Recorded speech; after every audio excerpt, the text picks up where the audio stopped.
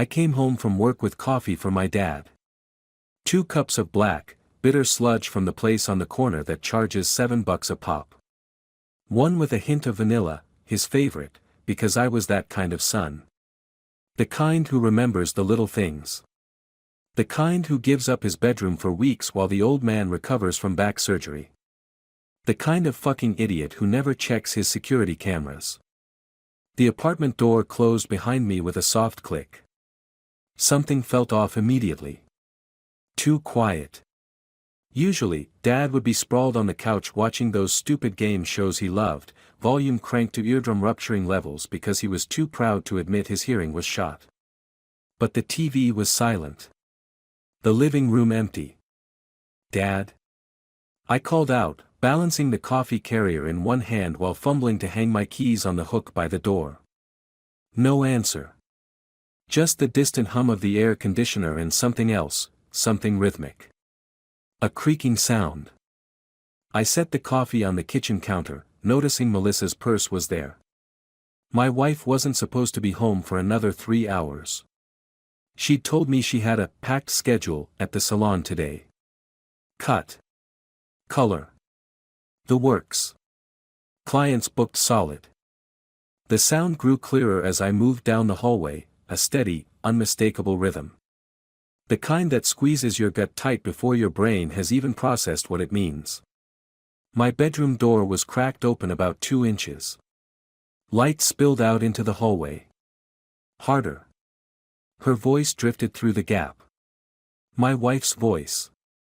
Breathless. Desperate. A voice I thought was only for me. My body went cold. My mouth dried up like I'd swallowed sand. The coffee I'd just drunk curdled in my stomach. I didn't want to look. Didn't need to look. I already knew. But some masochistic part of me needed to see it, needed the image burned into my brain so I'd never make the mistake of trusting anyone again. My hand pressed against the door, pushing it open with excruciating slowness. The hinges let out a tiny whine, but they couldn't hear it over their own sounds. Over the wet slap of skin. Over her moaning. And there it was, my father. Half naked. His surgery scar still red and angry across his lower back. His pants around his ankles. Straddling my wife like she was a damn trophy. Like he'd won something. Her legs were wrapped around him, heels digging into the small of his back, urging him deeper. Her nails raking lines across his shoulders. On my bed. With my wife. The sheets I'd washed just that morning were twisted and stained beneath them. I must have made a sound. Or maybe it was just that feeling you get when you're being watched. They both turned at the same time, his eyes wide with shock, hers completely empty. Dead eyes. Like I was interrupting something that was rightfully hers. Then his face changed. Contorted. His left hand flew to his chest, clutching at his heart. His right arm went limp. He made a gurgling noise that didn't sound human and collapsed. Fell right on top of her, then rolled to the side. Twitched. His eyes bulged, mouth opening and closing like a fish on a dock. I didn't move. Just stood there in the doorway. Watching. "Mike," she screamed, scrambling out from under him. "Mike, help me. He's having a heart attack." I said nothing. Did nothing. Just stared. She fumbled for her phone on the nightstand, frantically punching numbers with shaking fingers. "Yes, emergency, my father-in-law, he's having a heart attack." Father-in-law. Like that's all he was. Like she hadn't just been fucking him. I watched her give our address to the 911 operator. Watched her check his pulse. Start CPR. Listened to her sob as she pressed her hands against his bare chest. The chest I used to hug as a child. I wasn't even sure what I wanted more in that moment, for him to die or for her to watch him die. For it to be over quick or for her to feel every second of the horror I was feeling. But fate had other plans. The paramedics arrived in 7 minutes. 7 minutes of her begging me to help. 7 minutes of me standing there, still as stone, watching them both with eyes I made sure conveyed nothing. No anger. No pain. Nothing. They worked on him right there on my cum-stained sheets. Paddles. Needles. Tubes. Medical jargon shouted back and forth. They got a pulse. Loaded him onto a stretcher. One of them asked if I was coming in the ambulance. No, I said. The first and only word I'd spoken since walking through that door. She rode with him. Clutching his hand like she was the grieving wife. Like she had any right to grieve. The heart attack didn't kill him. Not fully. The oxygen deprivation did most of the damage. Left him alive but barely, hospitalized, half paralyzed. The stroke that followed the heart attack took his speech. The doctors said he could still understand everything. Could still think. Feel. Remember. Good. Let him think about what he did for the rest of his miserable days. But her. She could still walk. Still talk. Still lie through her perfect teeth that I'd paid $8,000 to fix 3 years ago. So she became my mission. She came home from the hospital at 3 a.m. Found me sitting in the dark living room, a glass of his expensive scotch in my hand. Mike. She started, her voice small. Practiced. I'm so sorry. I don't know what happened. It was a mistake. A terrible mistake. I took a slow sip, letting the alcohol burn all the way down. How long? She flinched. What? Don't insult me more than you already have. How long? Her eyes dropped to the floor. 2 weeks. Since the surgery. It just happened. 2 weeks. Half the time he'd been staying with us. Half the time I'd been working extra hours to pay for his medical bills. Coming home exhausted. Falling asleep before she did. Get out, I said, my voice so calm it surprised even me. Mike, please, we need to talk about this. Get the fuck out. Where am I supposed to go? I smiled then. Not a nice smile. I don't give a single fuck. Sleep in your car. Sleep at the hospital with your lover. Sleep in a ditch. Just get out of my sight. She started crying then. Big, dramatic tears. The same ones she'd used when she'd accidentally maxed out my credit cards. When she'd forgotten our anniversary. When she needed anything. I didn't budge. Just stared until she grabbed her purse and left. That night, I started planning. First, I took her phone. She'd left it charging by the bed in her rush to follow the ambulance. Careless. Just like her wedding vows. The passcode was my birthday, another joke at my expense. What I found wasn't surprising, but it still felt like swallowing glass. Pictures. Dozens of them. Her and my father. Time-stamped from the first week of his stay with us. Dirty texts where she called him Daddy without a trace of irony. Voice memos of her telling him exactly what she wanted him to do to her when I was gone. I copied everything.